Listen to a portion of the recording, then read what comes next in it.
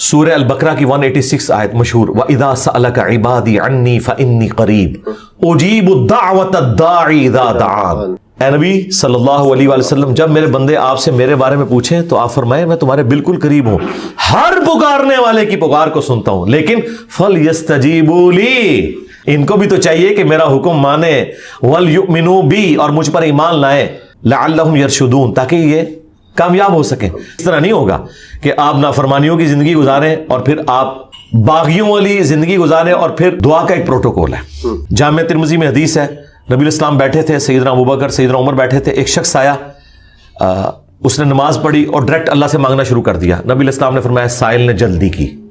پھر ایک اور شخص آیا، اس نے نماز پڑھی، اللہ کی حمد کی، پھر دروشی پڑھا، تو آپ نے فرمایا سل تعطا، سل تعطا، مانگ تجھے دیا جائے گا، مانگ تجھے دیا جائے گا۔ اور دوسرے بندے کو آپ نے بلا کے کہا کہ جب دعا کرو پہلے اللہ کی حمد کرو، پھر دروشی پڑھو، پھر اللہ سے مانگو۔ اور نماز میں دیکھیں پہلے ہم اللہ کی حمد کرتے ہیں، التحیات للہ والصلوات والطیبات، پھر سلام عرض کرتے ہیں، اس کے بعد دروشی پڑھتے ہیں اور اینڈ پہ دعا۔ یہ پروٹوکول ہے دعا کا، یہ طریقہ ہے دعا کرنے کا۔ آپ نے دعا اس طریقے سے اللہ کے حضور پیش کرنی ہے تو دعائیں اللہ تعالیٰ قبول فرمانے والا ہے۔ اور بعض اوقات انسان یہ چاہتا ہے کہ جو میں مانگ رہا ہوں نا یہی مجھے مل جائے، یہ سب سے بڑی انسان کی کمزوری ہے۔ میں اپنی زندگی میں کئی ایسی دعائیں جانتا ہوں جو میں آج کہتا ہوں کہ شکر ہے وہ قبول نہیں ہوئی، اور اس وقت اگر آپ مجھے پوچھتے تو میں کہتا کہ میری زندگی کی سب سے بڑی خواہش یہ ہے۔ اسی میں بہتری ہے جو قرآن میں ہے نا، جس چیز سے تم کراہت محسوس کر رہے ہوتے ہو عین ممکن ہے اس میں تمہارے لیے خیر چھپی بھی ہو۔ اللہ جانتا ہے، تم نہیں جانتے۔ بعض اوقات انسان کسی چیز میں کراہت محسوس کر رہا ہے، اس میں خیر چھپی ہوئی ہے، اور جس چیز کو محبت کی نظر سے دیکھ رہا ہے اس میں اس کے لیے شر چھپا ہے۔ اس کو ڈاکٹر ذاکر نائک نے بڑی مثال پیاری دی تھی کہ آپ کا امریکہ میں کوئی بزنس ہو اور آپ نے فلائٹ سے پہنچنا ہو، میٹنگ ہو آپ کی، اور وہ میٹنگ آپ اٹینڈ کریں تو آپ کو کروڑوں کا بزنس ملنے والا ہے، اور اگر رہ جائے تو آپ کا اتنا نقصان ہو جائے گا سارے بزنس مین کے لیے۔ آپ جیسے ہی ٹریفک کے لیٹ ہونے کی وجہ سے ایئرپورٹ پہنچے اور آپ کو پتا چلے کہ وہ جہاز اڑ گیا ہے جس میں آپ نے جانا تھا، تو آپ کہیں گے میری زندگی کی سب سے بری خبر تھی جو میں نے سنی۔ اور اسی گاڑی میں واپس آتے ہوئے آپ کو خبر ملے کہ وہ جہاز کریش کر گیا، تو آپ کہیں گے وہ میری زندگی کی سب سے بہترین خبر تھی جو میں نے اس وقت سنی تھی، شکر ہے میں نہیں بیٹھا اس میں۔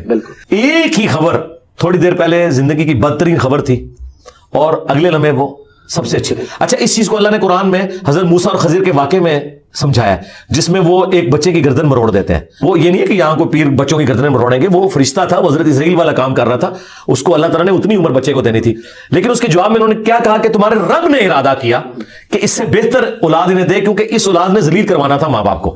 تو مسئلہ تقدیر سمجھایا گیا نا کہ اگر کوئی تکلیف پہنچتی ہے تو آپ کو نہیں پتا۔ اور واصف علی واصف صاحب کہتے ہیں میں ایک دفعہ داتا دربار بیٹھا ہوا تھا، ایک بندہ دعا کر رہا تھا یا اللہ جو 25 سال پہلے میں نے دعا مانگی تھی وہ واپس لے لے، یہی وہ ریپیٹ کر رہا تھا۔ تو میں نے اسے بعد میں پوچھا کہ یہ آپ کیا بات کر رہے ہیں؟ تو کہنے لگا میری بیٹی ہی تھی، ساری اچھی نکلی ہیں، لیکن میری تسلی نہیں ہوتی تھی۔ 25 سال پہلے میں نے ایک بیٹا مانگا رو رو کے، کتنی منتوں سے مرادوں سے، اور وہ چرس اور ہیروئن کے نشے میں پڑ گیا تو گھر کا سارا سامان اس نے بیچ دیا۔ تو بڑا بہتر کیا تھا اللہ نے جو مجھے بیٹا نہیں دیا ہوا تھا، تو یا اللہ وہ دعا واپس لے لے۔ ٹھیک ہے، اس لیے آپ نے اپنے معاملات کو ذرا دیکھ کے بھی چلنا ہوتا ہے، لیکن دعا ضرور مانگے۔ اللہ تعالیٰ کے بارے میں پیسمسٹک نہ ہو، آپٹیمسٹک۔ نبی اسلام کی حدیث ہے بخاری مسلم میں کہ کبھی یوں بھی دعا نہیں کرنی کہ اگر یا اللہ تو چاہے، اگر مگر نہیں، پورے پیشن سے مانگے، صحیح دعا مانگے۔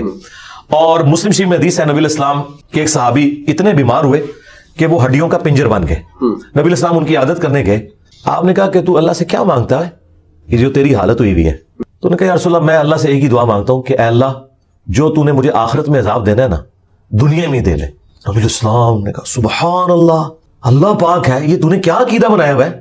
یعنی حضور جب حیران ہوتے تھے نا تو یعنی غلطیوں سے پاک تو اللہ ہی ہے، یہ کہتے تھے وہ تیرے اندر سخت ہے کہ تو دنیا میں بھی اللہ کا عذاب برداشت کر سکے، اور تجھے تو چاہیے تھا تو کہتا اللہم ربنا آتنا فی الدنیا حسنہ وفی الآخرۃ حسنۃ وقنا عذاب النار۔ اے اللہ مجھے دنیا میں بھی بھلائیاں عطا فرما، آخرت میں بھی بھلائیاں عطا فرما، اور آخرت کی سب سے بڑی بھلائی مجھے دے، وقنا عذاب النار، جہنم کی آگ سے بچا لے۔ تو نبی الاسلام نے کہا یہ پڑھ، اس نے پڑھنا شروع کیا۔ صحابہ کرام کہتے ہیں کچھ دنوں بعد وہ ایسے ہو گیا جیسے مردہ زندہ ہو جاتا ہے، بالکل ٹھیک ہو گیا۔ ٹھیک ہے، تو اندازہ کریں کہ بعض اوقات ہماری اپنی مس ہینڈلنگ ہوتی ہے۔ پھر نبی الاسلام نے کچھ ہمیں راستہ بھی بتایا ہے، بخاری مسلم میں حدیث ہے جس کی یہ خواہش ہو کہ اس کی عمر دراز ہو جائے اور اس کے رزق میں برکت ہو، یہی دو دعائیں ہیں جس کے پیچھے لوگ درباروں میں بھی جاتے ہیں، ادھر ادھر ذلیل ہوتے ہیں کہ جی صحت والی زندگی ہو، لمبی ہو، ظاہر انسان کے اندر اللہ نے خواہش رکھی ہے، اور فراخی ہو۔ نبی الاسلام نے یہ دونوں چیزیں گنوائی، بخاری مسلم کے الفاظ ہیں جو یہ چاہتا ہے نا وہ اپنے رشتہ داروں کے ساتھ اس نے سلوک کرے، شریکا نال, ہاں پنجابی کہتے شریکا نال, کیونکہ انسان دوسروں پہ لگا لیتا ہے, شریکا نہیں دیتا.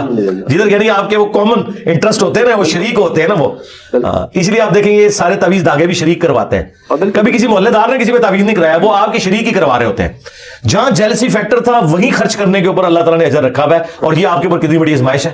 جہاں آپ خرچ نہیں کرنا چاہتے وہاں آپ نے خرچ کرنا ہے. اب جو آپ نے وسیلہ اور توسل کی بات کی, وہ صحیح بخاری میں حدیث ہے 1010 نمبر حدیث 1010 کہ حضرت عمر فاروق رضی اللہ تعالیٰ کے دور میں جب قحط پڑ جاتا تو وہ دعا کرتے اللہم, اللہ تعالیٰ کو مخاطب کر کے کہ اے اللہ انا کنا نتوسل الیک بنبینا, پہلے ہم تیرے نبی سے دعائیں کروایا کرتے تھے, اب ان کی وفات کے بعد ان کے چچا کو لے کے آئے, ان کی دعا کی برکت سے بارش نازل فرما, اور وہ بارش نازل ہو جاتی. یہ حضرت عمر نے امت کو عقیدہ دیا ہے کہ توسل اور وسیلہ یہ نہیں ہے کہ کسی کے واسطے آپ نے ڈالنے اللہ کو, بلکہ یہ ہے کہ اس نیک بندے سے جا کے دعا کروانی ہے. بخاری مسلم میں آیا کہ بارش نہیں ہوتی تھی, صحابہ کرام نبی علیہ السلام سے دعا کرواتے تھے, دعا کی برکت سے بارش ہو جاتی تھی. اب قبر رسول پہ جا کے آپ نے نبی علیہ السلام سے کوئی نہیں مانگنا, ہاں وہ دعاؤں کی قبولیت کی جگہ ہے, وہاں کھڑے ہوں صلاۃ والسلام عرض کریں. 4 کتابوں میں موجود ہے, المصنف ابن ابی شیبہ میں, سنن کبری البیہقی میں, الموطأ امام مالک میں, فضل الصلاۃ علی النبی کے اندر, کہ صحابہ کرام اور خصوصاً ابن عمر کے بارے میں کہ مسجد نبوی میں وہ آتے, پہلے سفر پہ جاتے یا واپس آتے, پہلے مسجد نبوی میں 2 نفل پڑھتے اور قبر رسول پر آ کے عرض کرتے السلام علیک یا رسول اللہ, السلام علیک یا ابا بکر, السلام علیک یا عمر. ایک روایت میں السلام علیک یا ابا, میرے باپ آپ پر سلام ہو. تو یہ صحابہ کرام کا طریقہ تھا قبر رسول پہ حاضر ہونا, وہاں کھڑے ہو کر اللہ سے دعا مانگنی ہے. آپ نے کسی یعنی بزرگ سے یا پیغمبر سے ڈائریکٹ نہیں مانگنی, اور نہ واسطے ڈالنے ہیں.